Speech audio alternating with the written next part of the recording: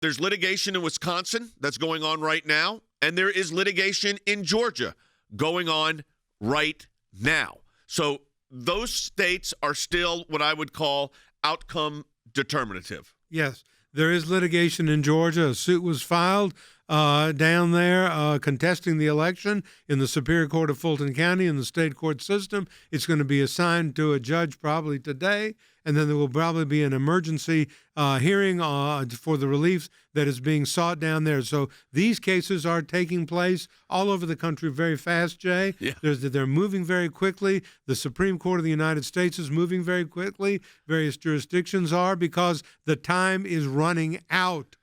But, Harry, it's also important for people to know that the Supreme Court can act literally in minutes.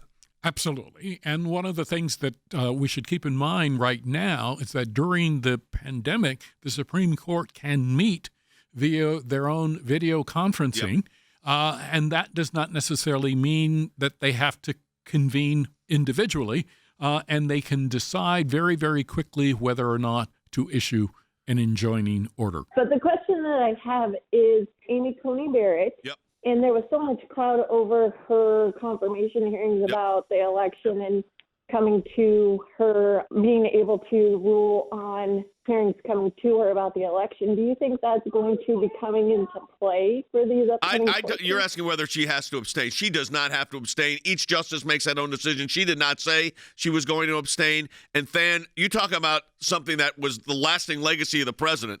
Regardless of how this election goes, she's on for life. Yeah, all three justices are going to be part of the legacy of President Trump, no matter when his term ends. And look, Jay, I mean, she was never Justice Barrett was never involved in any case involving this election cycle. So there would be no reason, in my view. Obviously, that's not my decision to make. It's hers. But, Jay, I'll just tell you, I can't think of a credible reason by which she should even have to consider it in this case. I would imagine that she would be hearing this case if the full court takes it up.